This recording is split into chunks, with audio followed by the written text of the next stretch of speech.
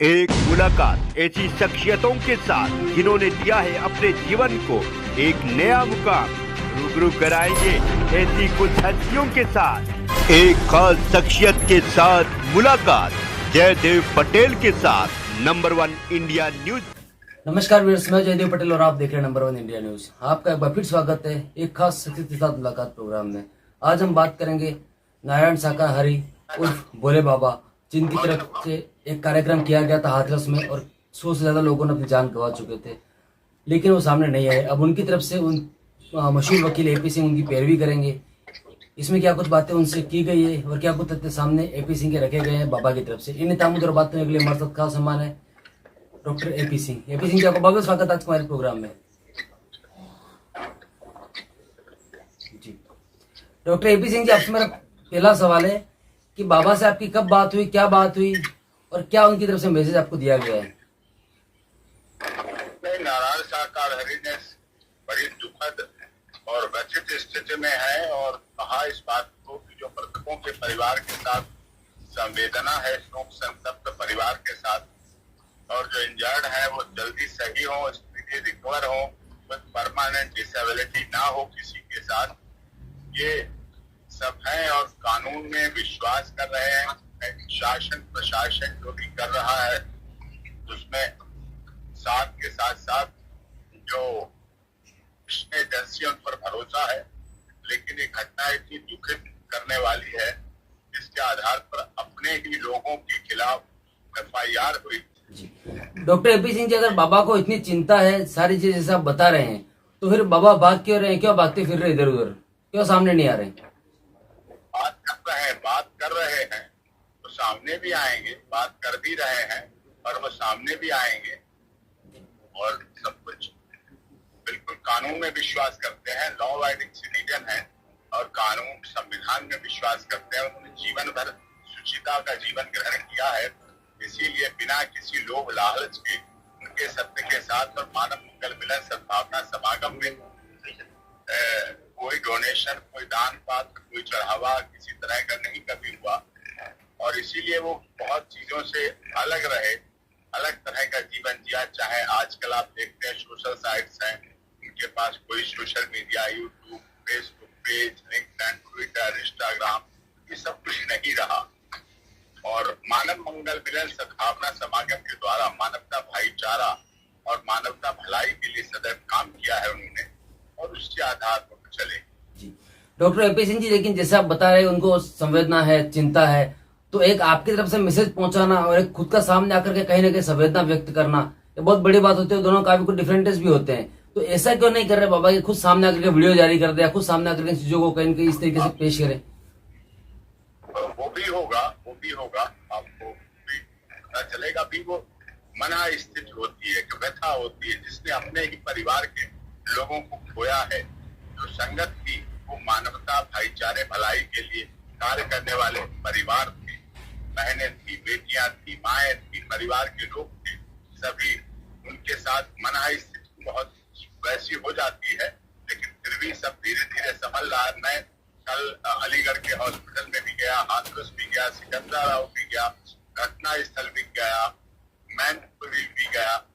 जहाँ हॉस्पिटलाइज है लोग, हॉस्पिटल में है, मृतकों के परिवार के संवेदनाएं भी हैं और जो आई विटनेस है, जो इंजर्ड है, साथ बैठी है। और एक बात निकल के आई, जो इंजर्ड है उसने साफ तौर पर कहा कि ये कुछ असामाजिक तत्व थे जो कभी नहीं देखे गए। सत्य के साथ हर माह के सब मंगलवार को होता है, लेकिन इस बार ऐसा हुआ। और जिन्होंने इस तरह से षड्यंत्रकारी उपद्रवकारियों ने जो हरकत की, जिसकी वजह से भगदड़ हुई, स्टैम्पेड हुई और जिसकी वजह से इतने लोगों की मृत्यु पारित हुई, हम शासन प्रशासन से आपके चैनल के माध्यम से मांग करते हैं कि जांच में ये सब बिंदु भी देखे जाएं और पूरी तरह से निष्पक्ष जांच हो। और जो षड्यंत्रकारी हैं, जिन्होंने ऐसी घटना को इंतजाम किया है, उनके खिलाफ भी जल्दी से जल्दी शीघ्र एक्शन हो। और जो हमारी इस एफआईआर दर्ज हुई है आयोजकों के खिलाफ, मानव मंगल मिलन सद्भावना समागम के उनके खिलाफ, उन आयोजकों को भी मैं कानून में विश्वास रखता हूँ। और उनमें से देव प्रकाश मधुकर जो मुख्य आयोजक बताए गए हैं और FIR कॉपी हमारे पास आ गई है। अब वो अभी हॉस्पिटलाइज हैं, तो उनके परिवार के लोगों की भी मौत हुई है और इंजर्ड भी हैं। तो अंतिम संस्कार की प्रक्रिया के साथ साथ जो है उनको भी हॉस्पिटल से जैसे ही डॉक्टर स्टेबल डिक्लेयर करेंगे कि कुछ सही है, उसके बाद हमने इन्वेस्टिगेशन एजेंसी के सामने स्वयं प्रस्तुत करेंगे, जिससे वो जांच में भाग लेंगे, सारी बातें बता सकें और सारी चीजों को कर सकें। और आपके माध्यम से बताना चाहता हूँ कि इन्वेस्टिगेशन एजेंसी हमारे किसी भी सेवादार आयोजक किसी को भी जब भी जहाँ कहीं बुलाएंगे, जब भी जहाँ कहीं कहेंगे, वहाँ पर प्रस्तुत होंगे और वहाँ सामने प्रस्तुत होंगे। जी डॉक्टर एपी सिंह जी, कुछ सेवादारों के खिलाफ इस पूरे मामले में FIR दर्ज की है उत्तर प्रदेश पुलिस ने, लेकिन वो भी कहीं न कहीं लापता है, फरार है। उनके खिलाफ इनाम भी घोषणा की है यूपी सरकार की तरफ से। तो ऐसे में क्या वो लोग सामने क्यों नहीं आ रहे? क्या क्यों आपको नहीं लगता कहीं न कहीं बाबा को इन पूरे मामले में सामने आकर के उनको सामने लाने के लिए बताना चाहिए? परिवार की मृत्यु होती है तो उन चीजों में भी है, उन संस्कारों में भी है, परिवार के लोग हुए हैं, उन्होंने सामने भी है, कहीं जा नहीं रहे, कहीं भाग नहीं रहे, कानून में विश्वास करते हैं, पूरी तरह से लॉ अबाइडिंग सिटीजन है और उस आधार पर सब कुछ करेंगे। और बिल्कुल अभी स्थिति देखिए ना, जिसने जो आयोजक को जिसके अपने ही लोग मारे गए, अपने ही बुलाने वाले मारे गए, अपने ही व्यवस्था करने वाले मारे गए, तो ये बहुत गंभीर विषय है। इसीलिए उस गंभीरता के साथ वो एग्री है, सब पेश होंगे और इन्वेस्टिगेशन में भाग लेंगे और हमें जांच एजेंसियों पर भरोसा है, SIT पर और ऑनरेबल रिटायर्ड हाई कोर्ट के जस्टिस निगरानी में, मॉनिटरिंग में ये जांच हो रही है, उनके साथ भी हम पूरी तरह से बातचीत करेंगे। डॉक्टर एपी सिंह जी, आपसे मेरा एक आखिरी सवाल है कि आपको जांच पर पूरा भरोसा है और कहीं न कहीं बाबा इस पूरी जांच में सहयोग करने की अपेक्षा रख रहे हैं, ऐसा आपका कहना है।